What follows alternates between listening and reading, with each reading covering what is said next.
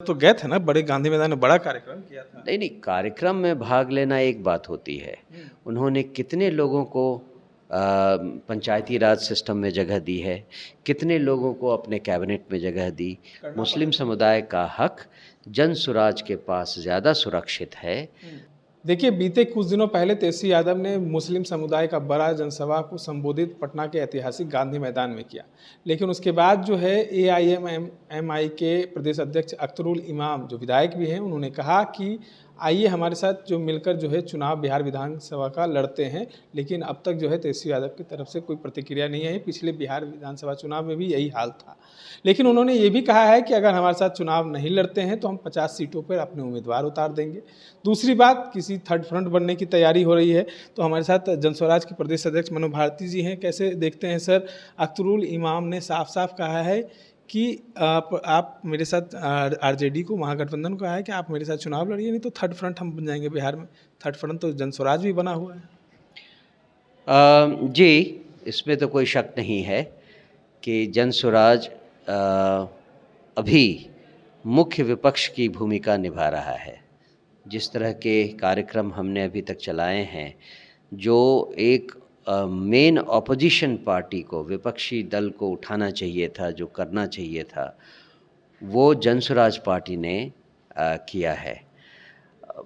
मुझे नहीं लगता है कि किसी और दल के पास हमारे मुस्लिम भाई टूट कर जाएंगे जहां पर उन्हें सम्मान नहीं मिला हो अब तक।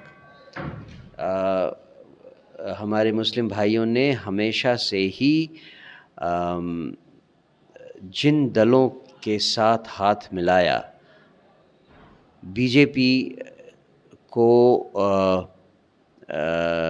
बीजेपी के विरुद्ध कहना चाहिए।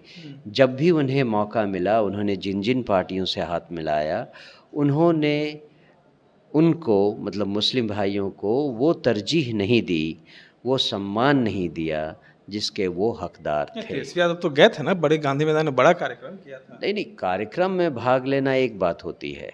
उन्होंने कितने लोगों को पंचायती राज सिस्टम में जगह दी है, कितने लोगों को अपने कैबिनेट में जगह दी, कितने लोगों को इलेक्शन लड़ने के लिए सीट दिया। ये मुख्य मुद्दा है हमारे मुस्लिम भाइयों के पास, और इसमें उन्होंने हमेशा अपने आप को ठगा सा महसूस किया है। इसीलिए जब भी भागीदारी की बात होती है, हर मुसलमान भाई बहन आज बिहार में ये सोचते हैं कि सबसे पहला ऑप्शन जनसुराज का ही होना चाहिए। जो अख्तरुल इमाम ने कहा है कि थर्ड फ्रंट बनेंगे, तो क्या आप लोग के साथ अगर आना चाहें अख्तरुल इमाम साहब, एआईएमएम जो लोग हैं वो आना चाहें, तो क्या स्वागत होगा जनस्वराज में? हमने पहले ही बता दिया है, कई बार आपसे कहा है कि हम कोई भी किसी भी तरह का गठबंधन, चाहे वो चुनाव के पहले हो या चुनाव के बाद हो, नहीं करने वाले हैं। मुस्लिम समुदाय के हक के लिए, हुकाम के लिए तो करें।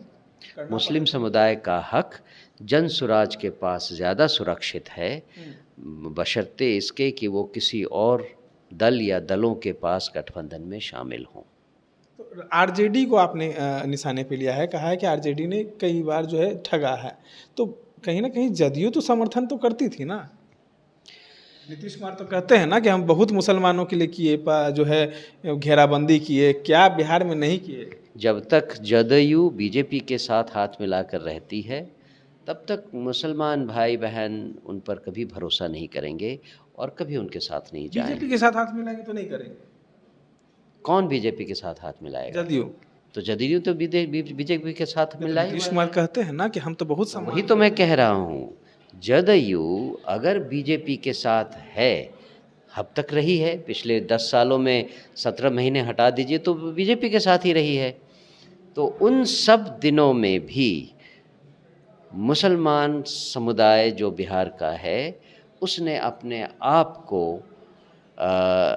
धोखे में पाया है। और वैसे भी बीजेपी का साथ हो तो हमारे मुसलमान भाई बहन उन पर ज़्यादा भरोसा नहीं करते हैं, ये आप सब जानते हैं। चलिए, तमाम बातों को सुन रहे थे, हमारे साथ जनसुराज के प्रदेश अध्यक्ष मनोज भारती जी थे। इस तरह के तमाम अपडेट्स के लिए बने रहे इनसाइडर लाइव से। धन्यवाद।